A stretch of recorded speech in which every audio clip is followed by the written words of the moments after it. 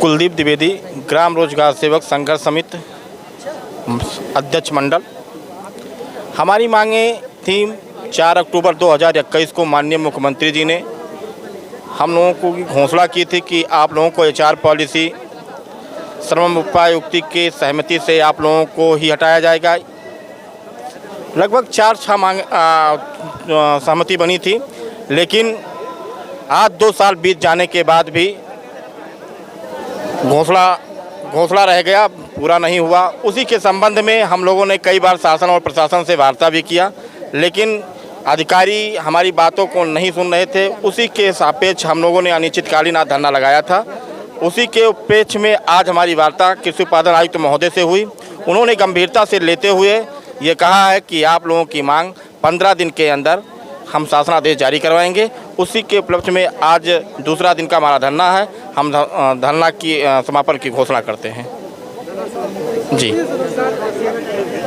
पूरे प्रदेश में लगभग 34,000। जी, फिर हम पुनः इसी लखनऊ इको गार्डन में माननीय मुख्यमंत्री जी के आवास का घेराव करने का काम करेंगे। संदीप कुमार, कहाँ से हैं? रायबरेली से।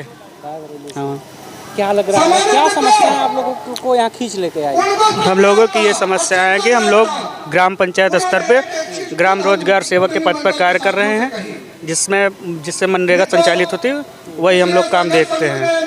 तो हम लोगों को विगत मान के चलिए करीब 16-17 साल हो रहे हैं। स्थिति हम लोगों की बद से बदतर बनी हुई है। मानदेय का समस्या होती है, 8-8 महीने से मानदेय अभी नहीं मिला है। नियमितीकरण की समस्या है ना, जिससे कि हम लोगों का जीवन यापन अच्छे से हो सके। हम लोगों के बाल बच्चे हैं, तो यही सारी समस्याएं हैं।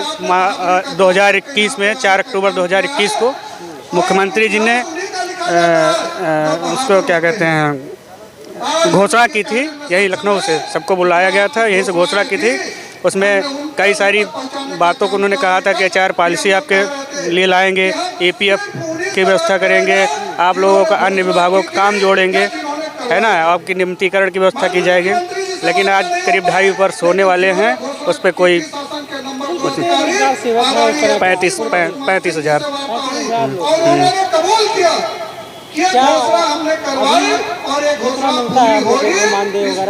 मानदेय मुख्यमंत्री जी ने 10,000 की घोषणा की थी कि 10,000 आप लोगों को मिलेगा, लेकिन मिलने का मतलब उसी में से EPF जो होता है, EPF की धनराशि होती है जो हमारा मानदेय है, उसमें से 12% हमारी तरफ से कटेगा और 13% सरकार की तरफ से।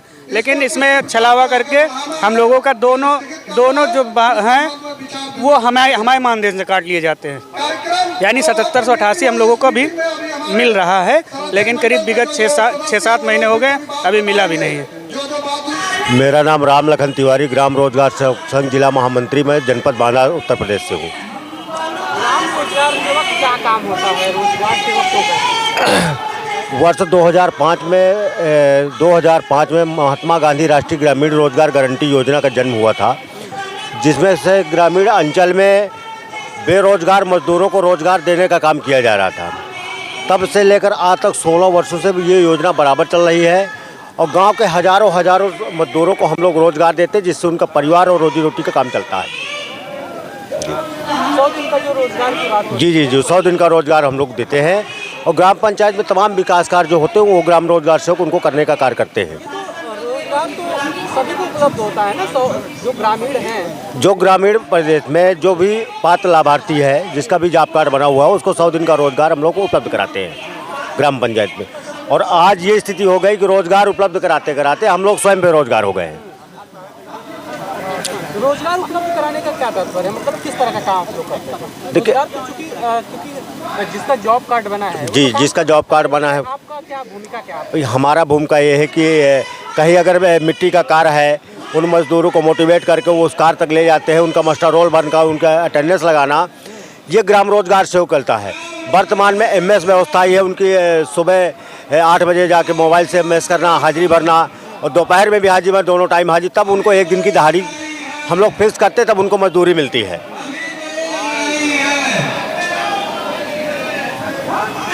रोजगार की स्थिति क्या देखते हैं देश में, जिस तरह से माहौल है, कैसा है रोजगार की स्थिति क्या है, क्या कहेंगे? देखिए, सरकार मनरेगा को भी रोजगार का अपना देने को वो समझती है, जबकि 2005 से बराबर मनरेगा चल रही हो, बराबर लोग उसमें काम कर रहे हैं, ठीक है ना। भाई साहब, क्या आपका क्या नाम है? आलोक द्विवेदी। क्या समस्याएं हैं जिस वजह से आप लोगों को देखिए, आना पड़ा, लखनऊ आना पड़ा?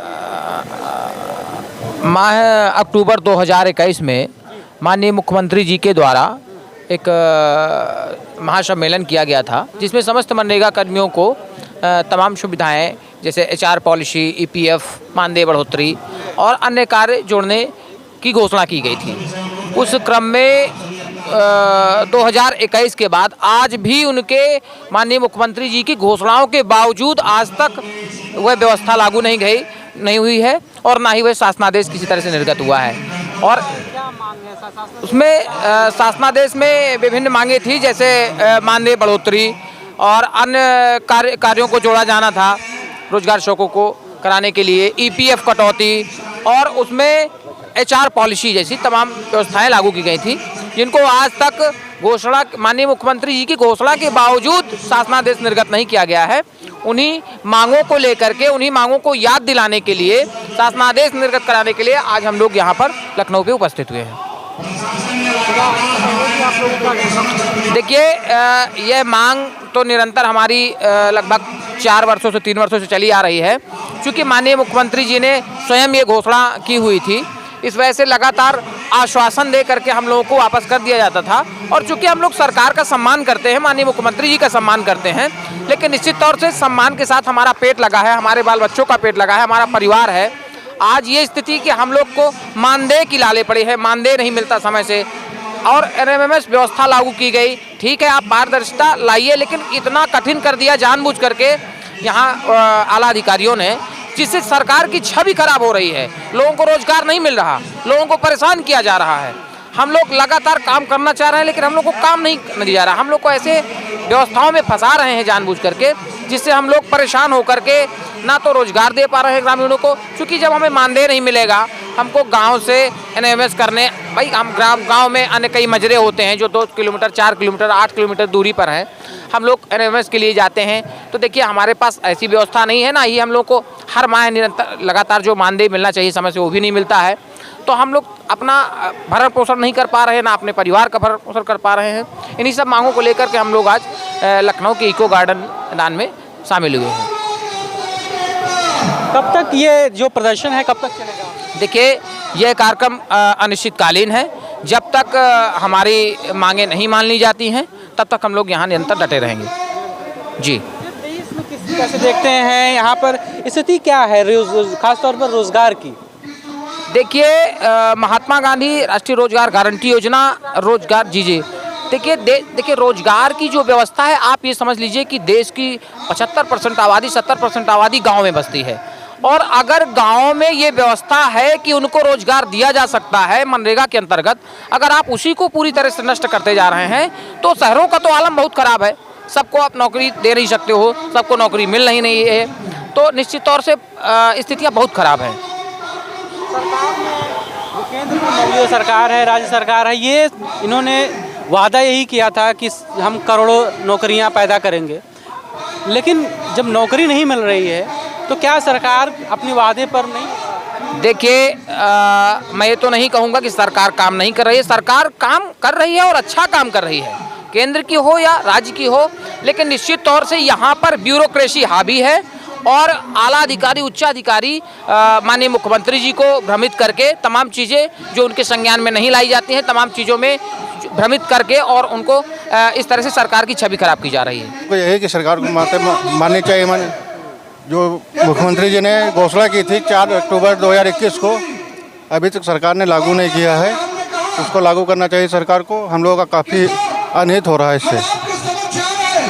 रोजगार की स्थिति कैसे देखते हैं? देश में रोजगार की स्थिति क्या है? देश में रोजगार की स्थिति बद से बदतर होती जा रही है। सरकार क्यों ध्यान नहीं दे रही, क्या लगता है? सरकार में बैठे जो अधिकारी हैं वो भी ध्यान नहीं दे रहे हैं, सरकार भी इस समय ध्यान नहीं दे रही है।